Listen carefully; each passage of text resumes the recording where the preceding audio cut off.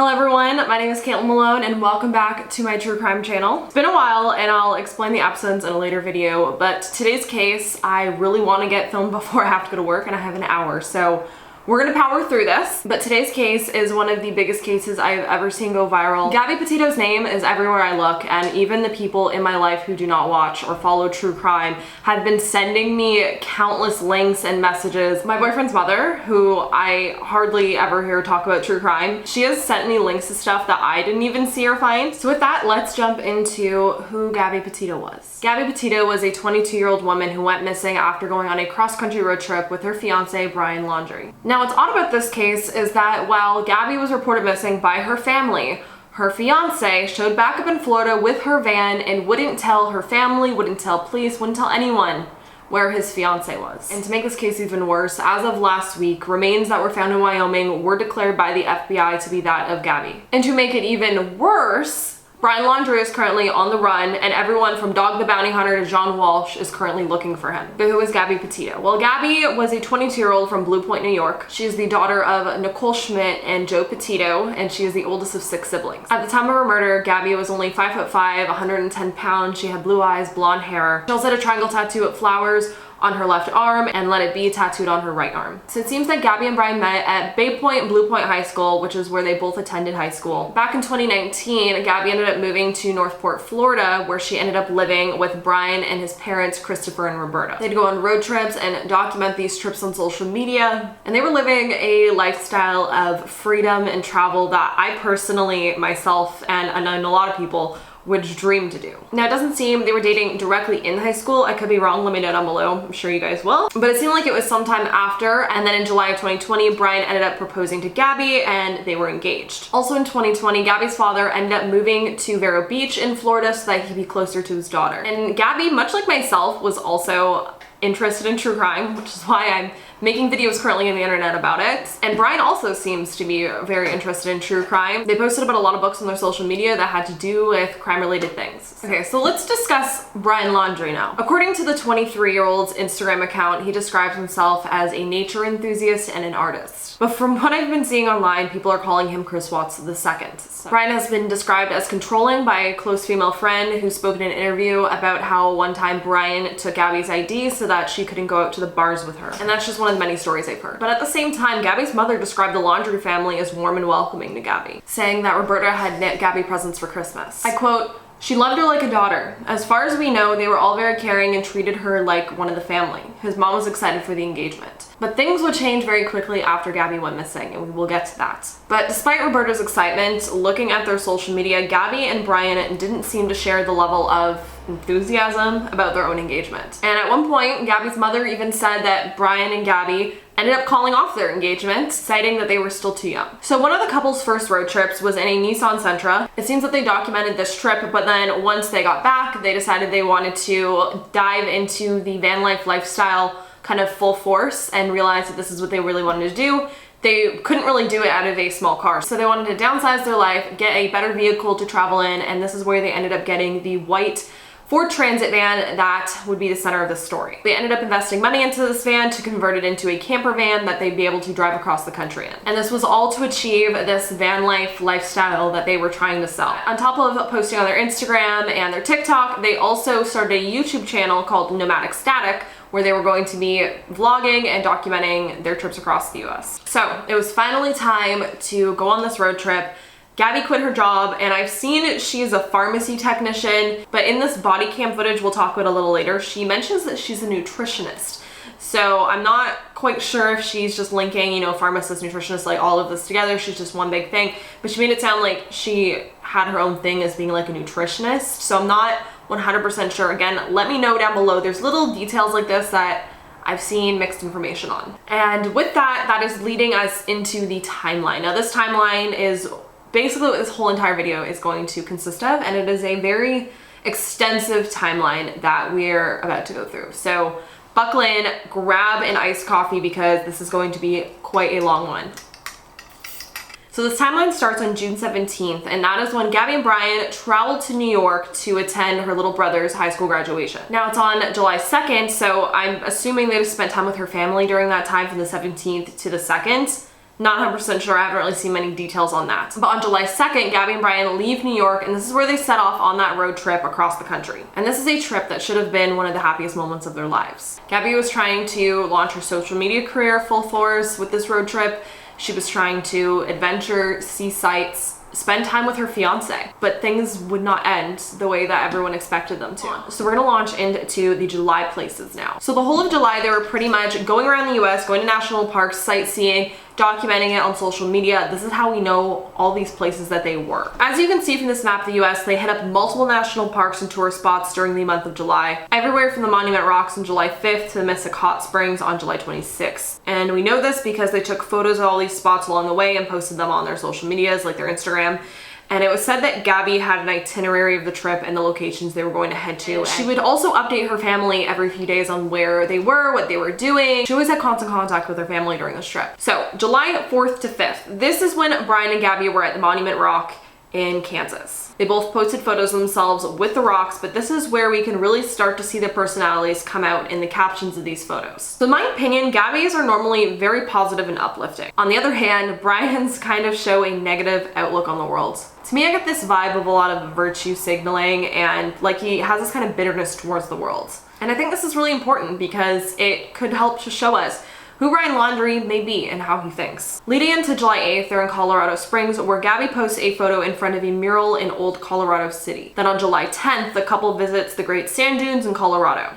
Gabby mentions in a caption of an Instagram photo that she scores 2 nights at a campsite there and that she's never seen stars at night like she did there, which honestly, it looks absolutely beautiful there. I think Gabby was doing an amazing job of becoming an influencer. I didn't know her before her unfortunate disappearance and murder, but if I had found her account before, I definitely would have followed her. I definitely would have wanted to go see these places based on her accounts of them. So the next day on July 11th, Gabby writes that this was their last night there before heading to Utah, and Utah is a state where they'd spend a lot of time in. And July 16th is really where we get to see Brian's opinion of the world shine. Gabby and Brian were now in Zion National Park. In a post of himself in Zion, Brian captions the photo, "Zion is proof that mankind can ruin anything, even in an effort to preserve it.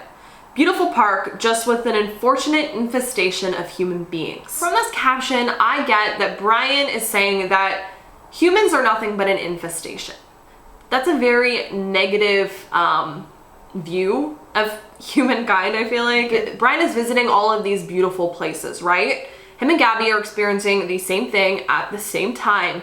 Yet Brian is captioning these photos and putting out his opinion on this trip and seeing these beautiful sights very negatively, whereas Gabby is visiting these places and her captions are very different than his. It seems like her experience of this and her mindset on things is much more positive. In Gabby's Instagram post on Zion, she writes, "On mountain time, the past 2 nights camping in Zion have been really cool, literally. We hiked up here in about 100 degrees and it was so nice coming back to our campsite, watching the sky fill with dark clouds and view the lightning storm and the nice cool air of the light rain." Now, if you go digging on their pages yourself, you'll see a pattern like this. Again, Brian with a negative spin to the trip, Gabby with the free-spirited excitement for the trip. I think it's really interesting seeing this and looking into this and then seeing that reflected in the body cam footage from the cops. So next they travel to Bryce Canyon in the Dixie National Forest, which is still in Utah. This is where Brian posts something that really has people speculating how the time in Utah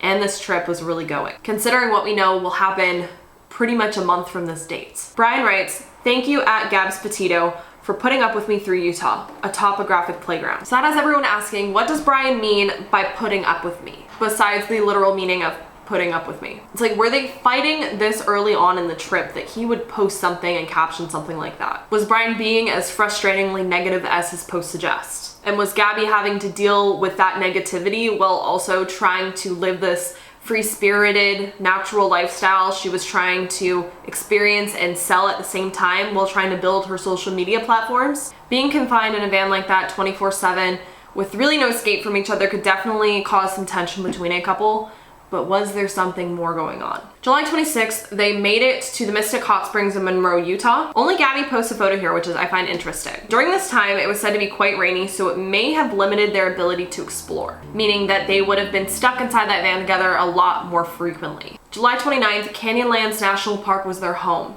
At this location, they encountered dust storms, which again would have limited their exploration and possibly confined them to the van once again and to each other's company a lot more. July 30th, Gabby posted some more photos on Instagram, and then after this, there is a block in time where neither of them post. Now, I would wonder if they were posting on their stories possibly and not just posting on their feed. I wasn't following them back then. If anyone was and knows, please let me know down below, but I'm curious about that. But if they weren't posting on their stories or posting actual like feed photos, what was happening during this time that was causing them to not? Did they just not have content? But at the same time, this is what they were doing. Gabby would know especially that if she's trying to build this brand, she should be posting every single day. It's like, was the trip going downhill faster than we thought it was? August 10th is very interesting. So we go from July 30th to about August 10th. So there's almost a 2-week gap there where we really don't know what was going on. No one was posting. It's very strange. On August 10th, a man named Jay Foster from Alabama, who was also traveling in a van, ran into the couple in Moab, Utah. This man claims to have chatted with the couple for about 40 minutes or so. They were showing off their vans to each other, talking about the upgrades they made to their vans. And according to Foster, he was quoted saying, "They were holding hands, they were ecstatic about their rebuild. That's what I find so weird about this situation. They were both really cool. There didn't seem to be anything wrong whatsoever." So despite the slap and posts, and 2 days later the cops are going to be called on them. According to this man who has no stakes in the game to lie about this, he says that there was nothing visibly off about them. They just seemed like a happy, loving couple, which people can put off things to strangers, especially, and even family, that says otherwise when things deep down could be very wrong. So it doesn't really necessarily mean anything, but I do find it very interesting. Jay also remembered that they mentioned that their next stop was Yellowstone National Park, which I find this very odd to me because from everything I've researched, they weren't supposed to be going to Yellowstone until the 29th of the month. So not for another couple weeks. And they actually had other stops before that they were planning on going to. So why would they, maybe they just wanted to lie to him because maybe he gave off sketchy vibes to them. They didn't want this stranger knowing where their next stop would be so he can maybe follow them there. Could have been a safety precaution. I just find it a little weird that they told him a location that they weren't going to be going to, but again, it could have been a safety precaution. Still, it's a little odd. Okay, so you guys might notice some little differences in the video right now. Welcome back. I actually didn't end up getting enough time to film this whole video before I had to go to work, so now we are back again in the morning trying to film this before I have to go to work again. It's a constant cycle, so I might look a little sleepy. I could not find the little turtleneck I was wearing for the life of me, so continuity be damned, I cannot find it, but we are still wearing the button up, so the continuity is not going to be here for this video. But the last time I was speaking to you guys, I was talking about Jay Foster running into Gabby and Brian, and he was also another van lifer, and his experience with them was not what you'd expect of people that would eventually lead to what happened next, which was the August 12th incident with the police. I just need one more step before we get into this because this is gonna become a lot. So it's August 12th now. Moab, Utah police respond to a domestic dispute between Gabby and Brian, and they were originally called to the Moonflower Community Cooperative. And this is basically a grocery store that sells high quality food at competitive prices. Recently, police released body cam footage from that very day, and I definitely recommend you guys go watch it. I'll have it linked down below. It's about an hour long. I sat through it, watched it. I skipped through a couple parts that were just kind of like blank. There's like a bunch of stuff redacted, but I do know that there is new footage that came out that is not redacted that I might need to speak about in a later video. Let me know down below if I should. Notably, a third party called the police on Gabby and Brian after they witnessed them fighting over a cell phone in the parking lot. This first witness reported seeing Gabby slap Brian and then climb over him through the driver's side window to get into the van. Yet, there is a 911 call that was recently also released that has a completely opposite story and a completely opposite one from that original one that was reported where Gabby was abusing Brian basically. In the transcript from the 911 call, which I'll have linked down below, it reads as such. The caller starts out by asking if the dispatcher can hear him, with the dispatcher says yes, I can. He then says, "Hi, I'm calling. I'm right on the corner of Main Street by Moonflower and we're driving by and I'd like to report a domestic dispute, Florida with a white van, Florida license plate, white van." The dispatcher asks where it's at, and the caller then says they drove off. They're going down Main Street. They made a right onto Main Street from Moonflower. The dispatcher then asks what were they doing. The caller then says, we drove by them. A gentleman was slapping the girl. So right there, completely opposite story from the first person, and this 911 call was apparently not reported, left out. Something happened with this 911 call, because when the police go and find Gabby and Brian, which we will speak about in a moment.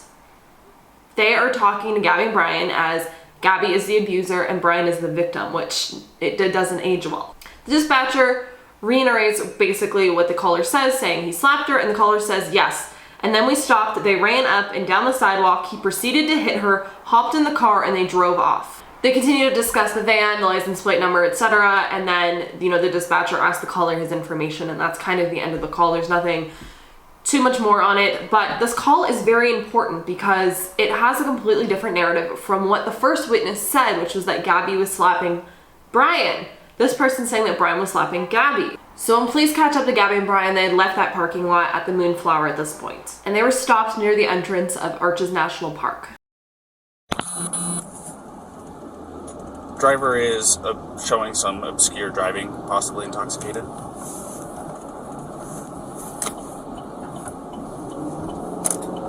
Currently doing 45 miles an hour. Zone through here is 25. Oh! Subject just hit the curb. Correction, speed limit is 15. I'm about 3/4 of a mile into the Arches, just before the gate.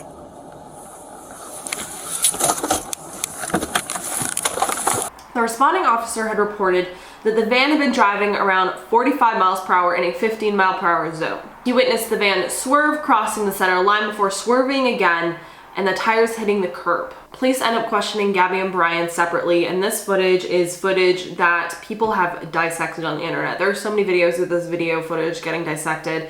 I definitely recommend going and doing your research on it, seeing what people have to say.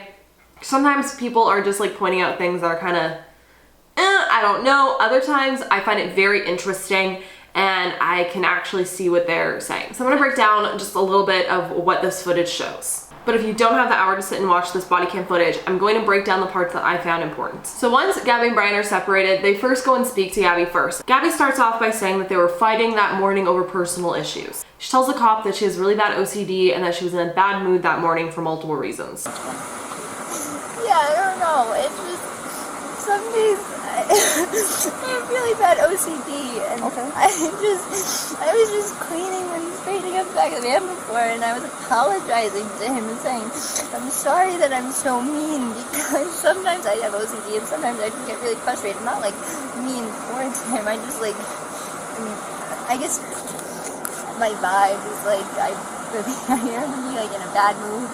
And I was just saying, I'm sorry if I'm in a bad mood. I've just been really stressed. I had so much work I was doing on my computer this morning. What do you do for a living? Well, I used to work at an organic juice bar, but I just quit my job. Okay. I was a nutritionist. That was my job. Cool. And I just quit my job to travel across the country. And I'm trying to start a blog. I just have a blog and stuff. So I've been building my website. So I've just been really stressed. And he doesn't really believe that I could do any of it, so that's kind of been like I don't know, he's like... What I got from Gabby's initial conversation with the officer is that she had quit her job to pursue being a travel influencer, which may seem really fun and carefree, but it's actually a lot more stressful than it may seem.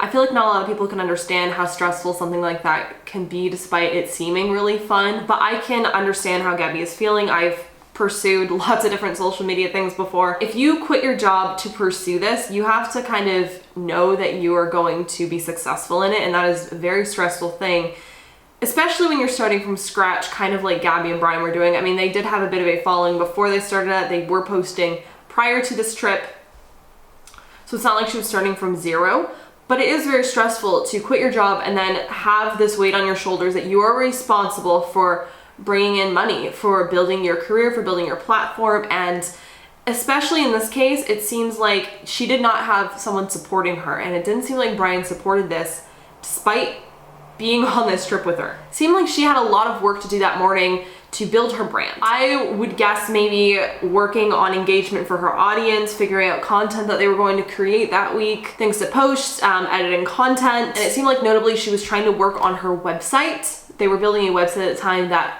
is currently still under construction. It shows it was never finished. And as I said, she had quit her job, put her whole life on the line for this dream and for this career she was striving for.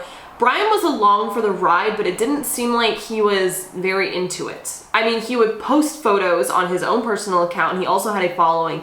He would be part of the videos that were being created, but from all accounts of Gabby, especially in this body cam footage, Brian wasn't supportive of it, and it didn't seem like he believed that she could do it, even though they were currently doing it. So yeah, in this body cam footage, Gabby says that Brian doesn't support her, and that just brings up the question for me, is why was Brian there then? Yeah, it's your fiance, but like, why are you going on this trip where Gabby is the one that's solely putting on all the work? You're saying, like, she's the one building the website, she's the one doing this, she's the one doing that, and you're just along for the ride to take a quick photo to post on Instagram and caption really, I mean, we're gonna get into the captions, his captions. But yeah, this whole thing of Brian not supporting Gabby yet being along for this trip really, it just really confuses me, and it really gets to me. I don't know, we just been fighting all morning, and he wouldn't let me in the car before. And then Why wouldn't he let you in the car? Because of your OCD? Told me I needed to calm down. Yeah. But I'm perfectly calm. I'm calm all the time. And he really stresses me out. And this is a rough morning. The next thing Gabby tells the officer is that Brian wouldn't let her in the vehicle, and that he had told her that she needed to calm down and that she couldn't get into the vehicle until she calmed down. Which Brian will also admit to taking the keys and locking the car and saying that she couldn't get into the vehicle until she calmed down and that he wanted to walk away separately. There's a lot more to that too that we will probably get into in a little bit. She also stated that Brian really stressed her out, and honestly, this dude would stress me out too. So next, officers go and speak to Brian. So, tell me what's going on. She just gets worked up sometimes, and I try and really distance myself from her, so like I locked the car and I walked away from her.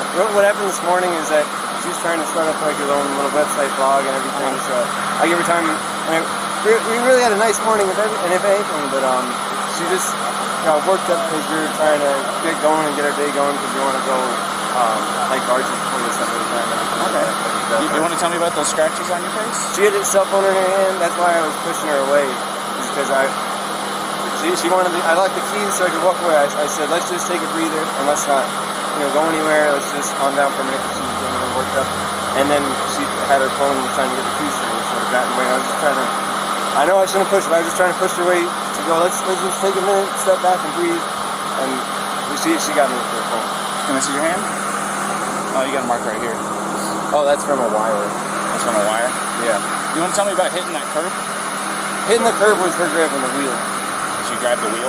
Yeah. She said, I can't believe we're getting pulled over, and then she grabbed the wheel. What about the speed? Did she take over the pedal on you? If I was going fast, I'm sorry. No, it's probably just the moment of, I'm still shaking now. The adrenaline, seeing the lights flashing up, and then her grabbing the wheel.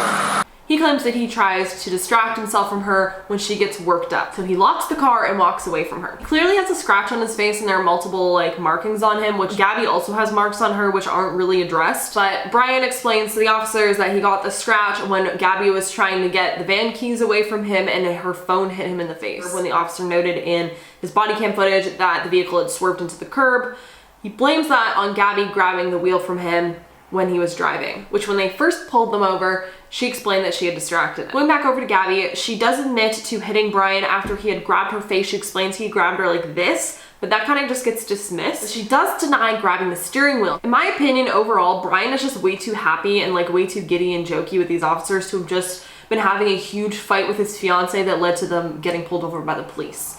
I just don't understand his whole demeanor. Gabby is bawling her eyes out the entire body cam footage. For an hour straight, she is bawling her eyes out, upset, visibly so, and emotionally she just seems so overwhelmed.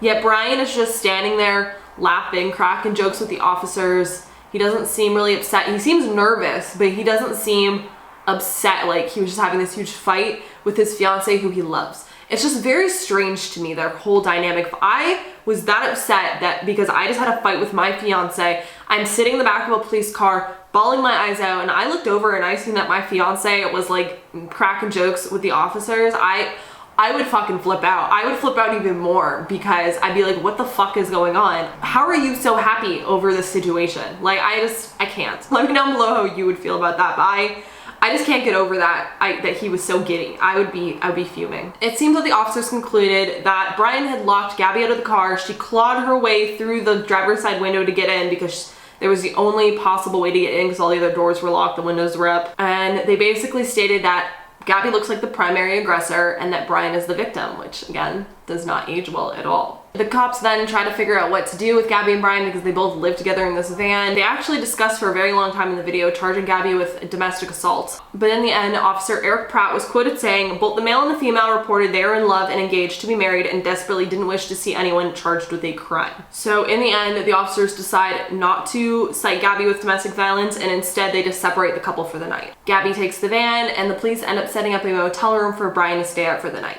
And this is specifically the Bowman Motel in Moab, Utah. I know this video isn't a joke, it's not funny, but I found it a little funny watching the body cam footage, seeing Brian willingly getting into a police car when at the current moment right now for the last few weeks he has been on the run from getting into a police car.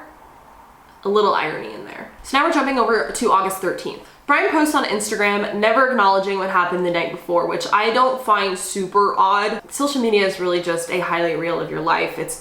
I wouldn't expect them to have posted about getting pulled over by the police. It just didn't suit their brand. If they were like content creators that were always like getting into trouble and like pranking and doing all that stuff, maybe getting pulled over by the police would be more on brand and it would be like funny to them. It just doesn't fit their brand of like this holistic, happy, carefree lifestyle. What was going on in their real life did not match the facade that they were posting online. But in this photo that Brian posts on Instagram, it's another one of these captions that makes me roll my eyes about him hating the human race. But the caption reads, "Not a lot of biodegradable packaging for on the go these days. It's why I stick with my melon rinds, apple cores, peach pits, and banana peels. Also, most melons contain about 90% water. Talk about hydration. Let's keep plastic water bottles off the trails or better yet off the planet." I mean, it does kind of hold true in the body cam footage. Brian does tell the officers that he doesn't want a water bottle when he's offered water. And he very like blatantly points out that it's because the bottle is made of plastic. So who knows, because we will get to a little later, Brian actually drives like a pretty expensive car in Florida, which everyone finds a little funny. Like if you're trying to, you know, be good for the planet, maybe you should have a better vehicle and not be showing off this fancy vehicle if you're like so into walking around barefoot and like living this nomadic lifestyle. It's just a little funny. The same day, Brian ends up posting another photo with a long rant about humankind again, and then after that, Brian does not post on his Instagram again. And this is very interesting because 4 days later, on August 17th, Brian ends up flying back to Florida, leaving Gabby in the van in Utah. This whole situation of him flying back to Florida is just so weird to me after them getting pulled over by the police 4 days prior. So Brian's whole reasoning for flying back to Florida was to help his father empty out a storage unit where Gabby and him kept some of their things. Basically, I guess his father offered to keep the items in his home so that they weren't paying for like the storage unit, because storage units can get expensive. This whole situation about him flying there just doesn't make sense to me. So you're on this cross-country road trip, you're across the country in Utah. Utah and Florida are very far from each other. He gets on a plane and pays this flight just to help your father move items from a storage unit. Like, couldn't someone else have helped him? Couldn't he have done it himself? It just seems like a big trip to make across the country just to move some items from a storage unit and then go back. Like, it's very strange to me. I honestly don't really believe it. Brian won't return back to Utah until the 23rd of August. If you guys know down below, I'm very curious to know what happened in those 11-ish days between the police being called on them to Brian going to Florida and then returning back to Utah. I don't see a lot of information on that. Is it possible that they decided that they needed some space from each other? Is it possible that they ended up breaking up because of this fight where the police were called and they decided they wanted to end things? So Brian went back to Florida to like cool off and to like think about things, and then during those days when they were apart, they realized that they did want to be together, so then he flies back. But if they did need time to cool off from each other, why doesn't Brian just say that? Why doesn't his family just say, yeah, they needed some time apart. He came back to Florida to cool off. Gabby hung out in Utah because, you know, the van was there. She wanted to continue creating content. Why isn't that just said if that's the reasoning? I just don't understand this whole trip to move stuff from a storage unit. So August 19th now. Gabby posts 2 photos on Instagram, and remember, this is when Brian is currently still in Florida. Now these photos are a little strange. They don't really fit her feed. I don't know, and the captions are just a little weird. We're gonna talk about them for a moment. One is an aerial view of the van, and the other one is from inside the van, and you can see the side of Gabby's leg in it. So one would assume that she was taking it from her own view. So in this post, you can see outside the van, and it looks like a deserty terrain. Now these are the posts that really make people question what was going on during this time frame when Brian was in Florida and Gabby was in Utah by herself. And that's because the caption of these posts don't sound like Gabby at all, but they sound like how Brian writes his captions. And these captions also used hashtags like hashtag plastic free and hashtag live sustainable, which aren't hashtags that Gabby would use either. Those are hashtags that Brian would use. These posts also don't have a location tag, which Gabby would also tag the area that she was in when she posted the photo where the photo was taken. A comment on one of these photos points out that although this photo was posted on August 19th, it was pinned in her stories tab on August 2nd, meaning she'd originally posted this photo on her Instagram story and it was an old photo. This day was also the day that a YouTube video was posted on their channel, and it would be their first and only YouTube video that is ever uploaded onto their channel. Now, although this all seems very strange and sketchy, like why are these posts going up that don't seem like Gabby? What's weird about this is that we're pretty sure Gabby was alive during this time frame. So was Brian on her account posting things? And we know Gabby's alive during this time frame because on August 21st, Gabby ends up calling her father, Joe Petito, on FaceTime, telling him that she's in a hotel in Salt Lake City and that it had lost power, and asking her father if he could Uber Eats her some food since she didn't have signal to do so. But it's weird to me because she had signal to FaceTime. So if you had signal to FaceTime, whether it be Wi-Fi or not, you can order food through Wi-Fi. I don't know. That's just a little weird to me that she could call her father but not order food. Maybe she just didn't have any money at the moment, which is possible. But Joe reports that during this FaceTime, his daughter seemed fine and normal. There was no red flags to him. Nothing was alarming either in their conversation. So Joe ends up ordering this food for his daughter, and this food would be delivered to the Marriott Fairfield Inn and Suites in Salt Lake City, just where she said she was. And it seems like Gabby was staying in this hotel while Brian was in Florida. I don't know why she wasn't staying in her van and continuing to travel. Maybe she just realized it was all too much for her. Maybe she was scared being a single female living in a van by herself. There's tons of them I see on TikTok and on YouTube, but maybe she personally didn't know the area very well. She was intimidated by being on her own, so she decided to stay in a hotel.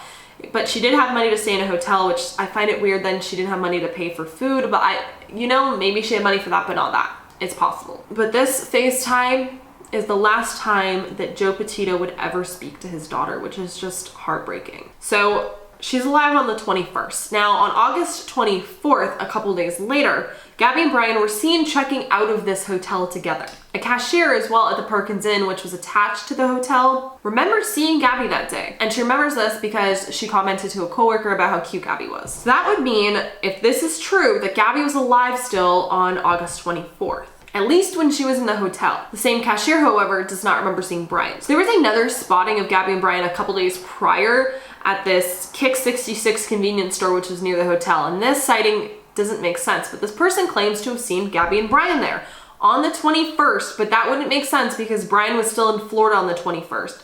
Unless, for some reason, Brian wasn't actually in Florida for that long of a time frame.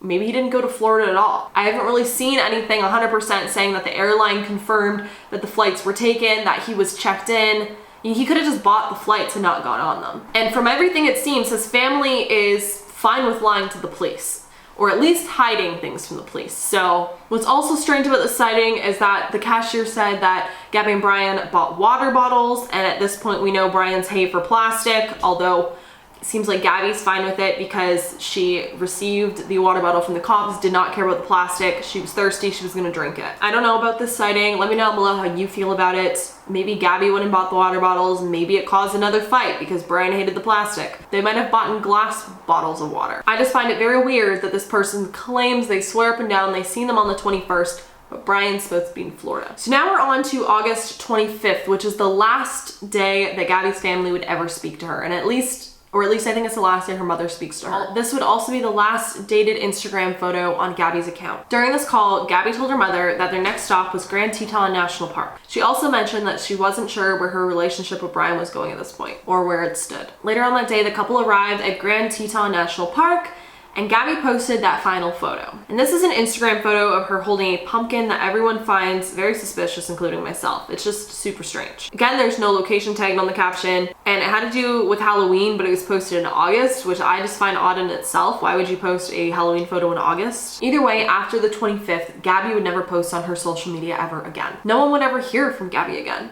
other than some very strange text messages, which we will speak about in a bit. So there was another sighting of Gabby and Brian now. The owner of a business called Rustic Row in Idaho claimed the couple stopped in on August 25th or 26th. They weren't 100% sure when. The couple that they seen told the shop owner that they traveled from Florida and they had just went to Grand Teton National Park and they were interested in going to Yellowstone. And they had this conversation during about a 20-minute stay in the store. And this owner of the store also didn't report anything strange between the couple. Once again, another sighting of the couple where everything seemed normal and okay. The owner said, "They seemed happy and they left. She hollered from the door that they were engaged and I said congratulations." And what's also weird about this is that this shop was only about a mile from Yellowstone National Park. And I find this weird because they weren't supposed to be going to Yellowstone National Park yet. Yeah, on the 26th, a witness claims to have seen Brian at Yellowstone West at a bar called Bullwinkle's around 10 p.m. to midnight. The man at this bar said that his name was Brian. He said that he was from New York and he had a backpack on, which those three facts are facts about Brian Laundrie. So it doesn't just happen that there's another man in Yellowstone named Brian from New York that's carrying a backpack? Possible. Could this person be making this up? I mean, also possible. I don't see why they have stakes in the game to lie about seeing Brian Laundrie at this point in time. It's just weird to me. It's also a little strange that Brian would be spotted in a bar because during the police body cam footage, Gabby says that neither of them drink, but maybe it was just Gabby that didn't believe in drinking, that didn't like drinking. Maybe Brian did drink before he met her or like when they weren't together. Who knows? So now we are on to August 26th. At this point in time, we don't know if Gabby is still alive. There are witnesses claiming to possibly have seen her, but she stops posting on social media altogether. Her family doesn't hear from her, except for some strange texts that are about to come up. August 27th, Gabby's van is spotted in the Spread Creek campground area around 6 to 6:30 p.m., which will be the same area where Gabby's body will later be found. During this time frame between August 27th to August 30th, there are some strange text messages that get sent from Gabby's phone. I personally don't believe Gabby sent any of these text messages, but I'm sure we will find out later on in the investigation as it unfolds more and more. Let me know down below how you feel about these text messages. But Gabby's mother, Nicole, received a text message from Gabby, allegedly from Gabby. It was from her phone number.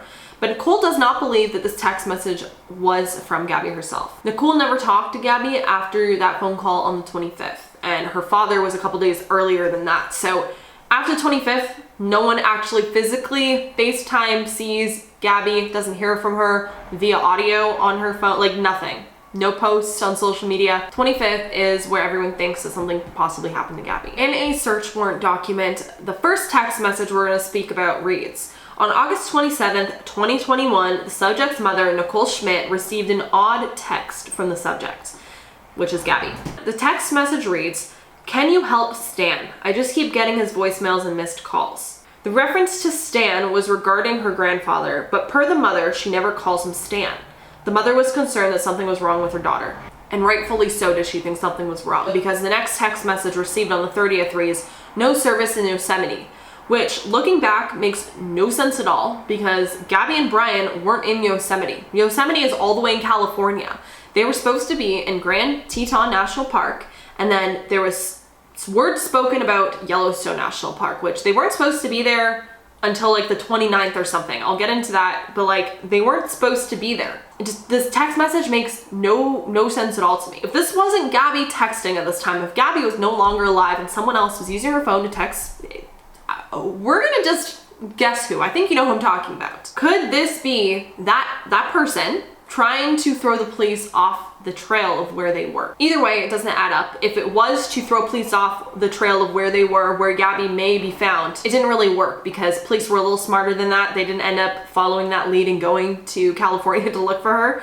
They were looking in Grand Teton because that was the last place she was actually seen. And the last place she was said she was going during that FaceTime call with her mom. This is also really strange to me because of them supposedly heading to Yellowstone on the 29th. Now there were all these sightings of them after Grand Teton near Yellowstone, which again is not near each other. There are alleged sightings of Gabby near Yellowstone, which doesn't make sense to me because she will be found in Grand Teton. But she was supposed to be going to Yellowstone on the 29th to meet up with a friend. This friend says that her and Gabby had plans to meet up at Yellowstone on the 29th, but Gabby never messaged her saying that she wasn't going to meet up with her there anymore. And of course she wasn't going to show up because at this point in time, everyone thinks that she was already deceased. My question is, where was her phone pinging during this entire time? I really want to know where all the phone pings were, where Brian's phone pings were. I'm really caught up. Was he even going to, like, was he even in Florida? Like, who knows? Maybe I'm missing something that actually shows that he was in Florida during that weird little time frame, but like, I just find it really weird. I don't believe a word that comes out of his parents' mouths, honestly. If it's his parents saying that he was there,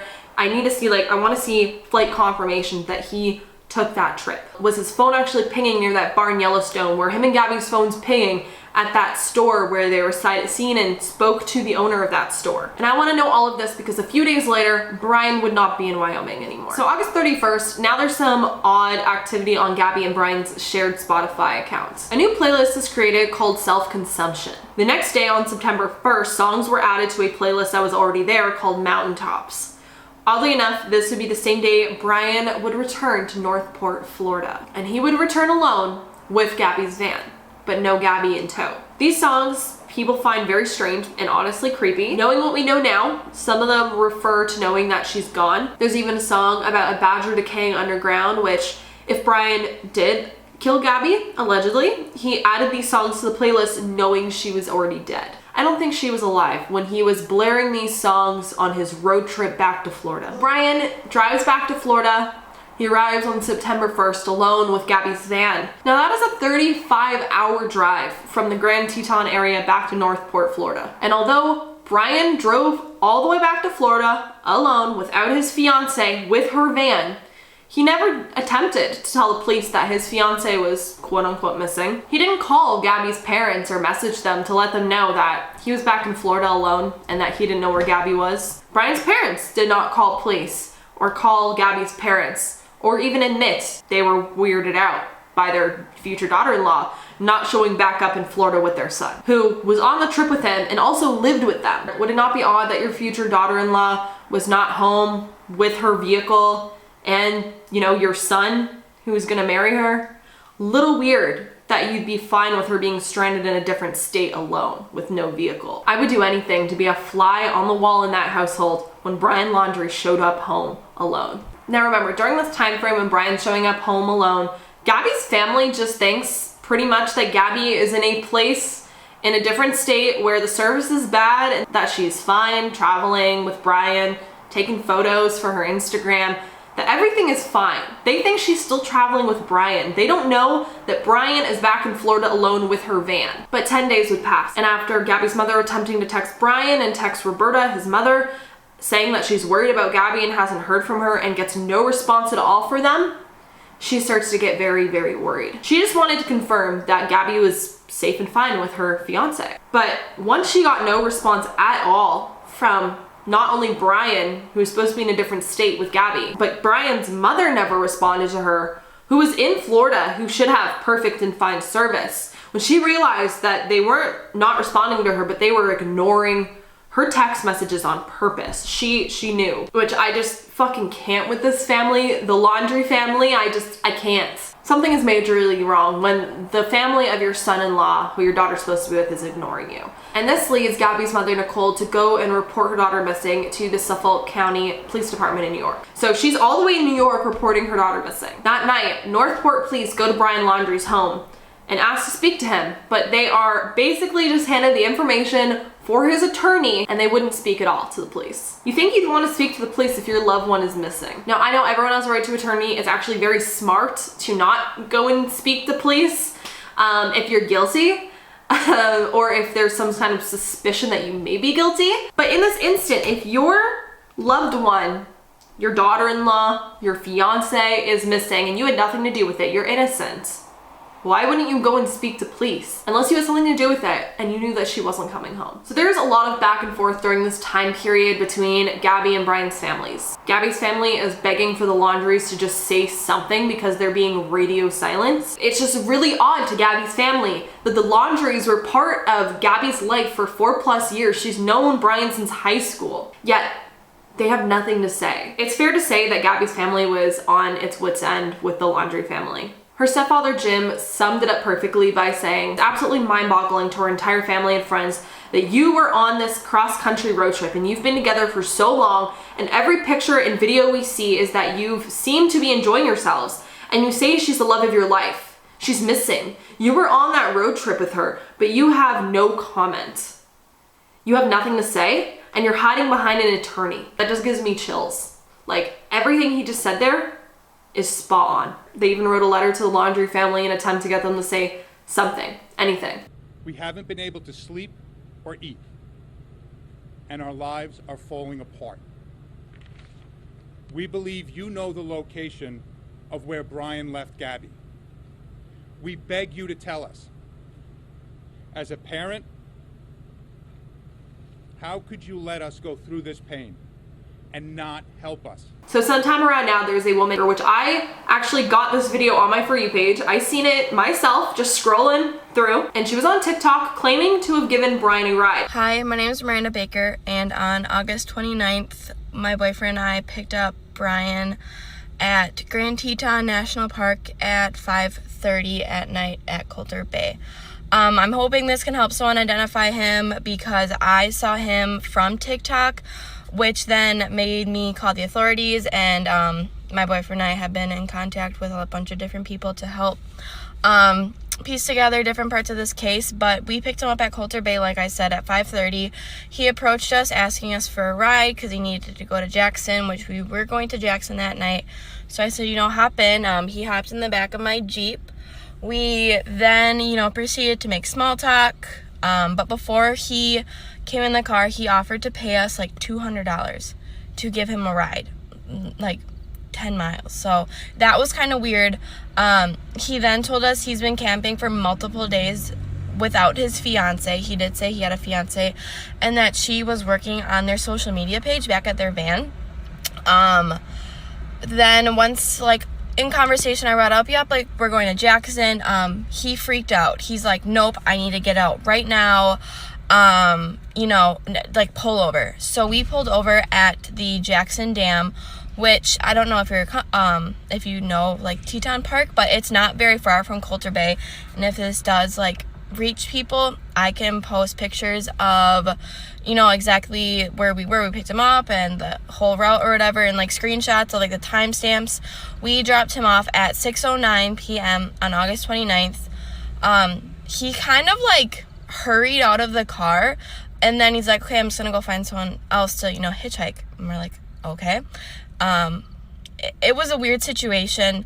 So when we picked him up, he was wearing a backpack, he had a long sleeve pants, hiking boots, and he had scruff, but he didn't look dirty. For someone who was camping for multiple days, he didn't look dirty, he didn't smell dirty, so that part was kind of weird. The Northport Police Department confirmed that this woman, Miranda Baker, spoke to them before posting the TikTok saying her account is plausible. This is just really odd to me though, because Brian had her van, so why did he need a hitchhike? So it is September 17th that we're speaking of now, and this is when things start to get weird and very concerning. After days of Gabby's family begging the Laundries to cooperate with the investigation, to say anything, to speak to her parents, his parents asked the police to come to their home and speak to them. And this is where they shared that they hadn't seen Brian since September 14th. So now not only are the police involved, but the FBI is involved, and they're looking for not only Gabby, but they're also looking for Brian now because Brian is also missing. There is so much into Brian being on the run and being missing. I will get into that in a later video. Let me know down below if you guys want to see a video solely dedicated to Brian being on the run, because there is just an insane amount of info on that this video would be 3 hours long of me just talking about Brian being on the run. But yeah, there's a lot of things swirling at this point of Brian being on the run. His parents claim that the last time they seen their son, he was wearing hiking gear and claiming that he was going to go hiking at the Carlton Reserve. My opinion, I don't think Brian ever went to a hiking trail at all, and if he was going hiking, he was gonna lie to his parents about it, he was going to tell them a different trail than he was gonna go on. So I don't think he would be in that area. But at this point, Brian had days on the police, because they just thought he was in the house the whole time, but he was gone. He booked it as soon as he knew that shit hit the fan. In my personal opinion, I also believe that his parents know a hell of a lot more than they're saying. And at this point, I don't trust any of them. I don't trust any of the Laundries. So September 18th rolls around, and of course, the Northport police are searching this Carlton Reserve where his parents said that he was going. But this reserve in Venice, Florida has more than 80 miles of hiking trails. 80 miles. You know how big that is for them to search? And it was reported at this point that 50 law enforcement officers from 5 different agencies, including the FBI, were searching for him. And at the same time, the FBI is also all the way in Wyoming at Grand Teton searching for Gabby. Things get even more pinpointed when a witness comes forward claiming that they seen Gabby's van in the Jenny Lake parking area on August 25th. So again, back over the 25th, where everyone thinks that that's when the day that something happened. And I don't know if that's the same tip from this tip I'm about to tell you, but there is another couple that are van lifers named Jen and Kyle Bethune, and they ended up receiving, it seems like, a text from a friend saying that Gabby might have been in the Bridger Teton area, and they remembered that they were also in this area during that time frame, and they had seen a white van while they were traveling around and they were vlogging the whole trip. And so they went back and looked in their footage that they filmed, and they ended up finding footage of Gabby's van in this vlog footage that they filmed on the 27th of August. On August 27th, 2021, we got camera footage going through the Grand Tetons Park around 6 to 6:30 p.m. This is at the Spread Creek dispersed camping area. We got there and there was a huge gravel lot, and we decided we wanted to try to drive more toward the back because we had heard the views were better back there. So we were heading back on this long dirt gravel road. And we came across a white van that had Florida plates, a small white van. We were going to stop and say hi because we're from Florida too, but the van was completely dark. There was nobody there, so we decided to continue on our way. Yeah, the van looked like it was pretty much kind of abandoned. We figured maybe they were out hiking or they were just chilling inside. There was no doors open. You know, it was just kind of, you know, neat to see a Florida plate, you know, on the other side of the country. It's not something you see all the time. But we wanted to include this in the video just in any way that we can help and get this out there to be able to find Gabby Petito. So if you could share it, if you know anything, please don't hesitate. Yeah, as we're coming up on it, we're approaching it up here on the left-hand side. This is most definitely Gabby Petito's Ford Transit van. It's kind of wild, like it's insane a little bit, because we drove past. We actually weren't able to find any sites, and we ended up driving back through, saw it again, but here it is on the left. So. And I slowed it down so you can possibly see it a little bit better.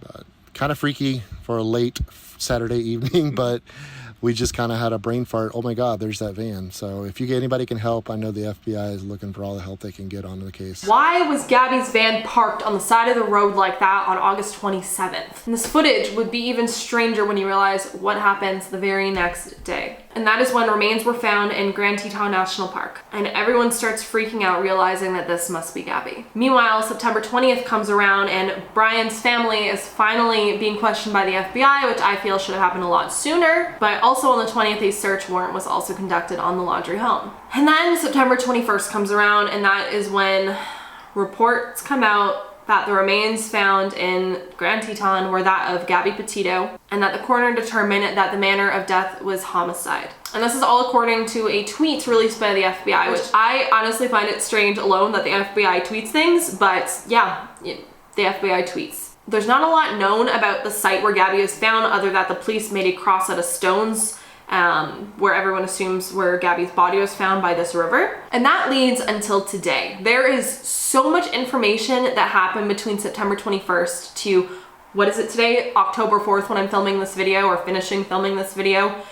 So much has come out that I want to do separate videos for different kind of topics on this video. Let me know down below different things you guys want me to talk about in this case, but I just really wanted to make a case of the full timeline of events that have happened up until Gabby being found. It seems that there was a growing tension between Gabby and Brian during this month or two. There were witnesses of them fighting. Police were called on them. Friends also said that Brian was controlling. It's been ruled a homicide, and I'm very interested in the details that come out regarding her cause of death, the manner of death, what might have happened to Gabby. And I'm really interested in what the state of her body was in. What I'm also really interested in is if Brian is responsible for Gabby's death, which I personally believe he is. I think a lot of people believe he is at this point, but I'm really interested in wanting to know what the excuse is for Gabby having to die. At this point in the case, there's also a few other crazy things that have come up. A woman claimed to have seen Brian Laundrie in Toronto, which is where I live, in Toronto, Canada, which is just so odd. I seen the side-by-side photo and it does look like him, but I don't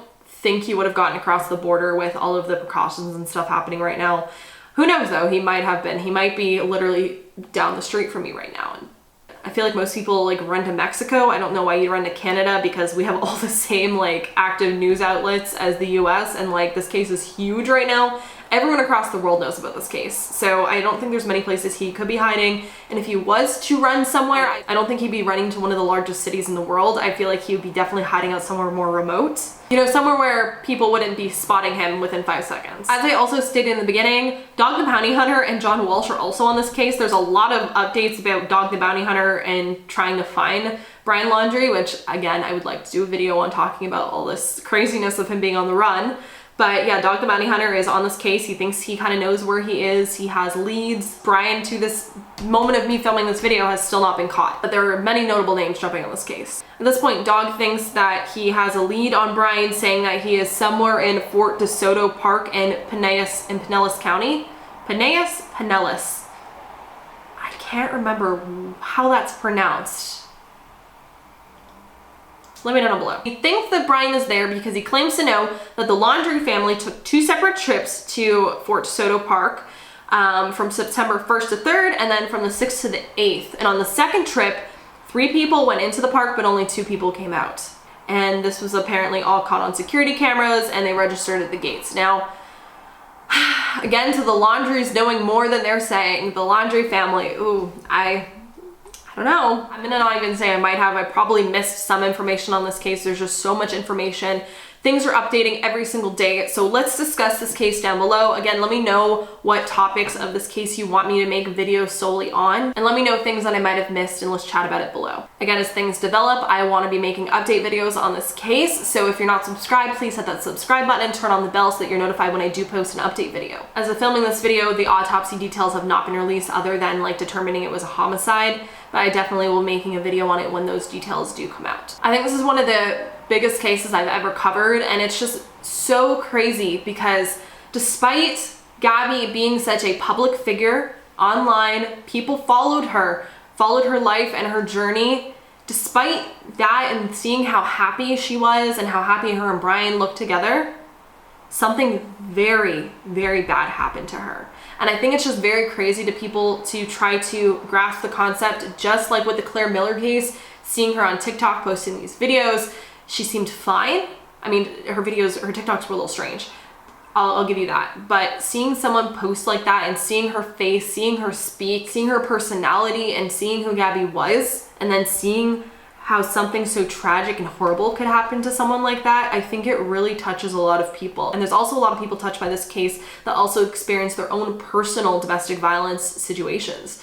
And they really relate to what happened to Gabby, and they see the signs in her that maybe some of us wouldn't see. But yeah, this case is extremely tragic, and I'm gonna keep following it like actively in my everyday life, and I also want to continue to discuss it with you guys. So, and if you're not subscribed, please subscribe so that we can talk about this case together. But yeah, that is all the current information that I have for you guys on the Gabby Petito timeline, and I will see you guys in my next video.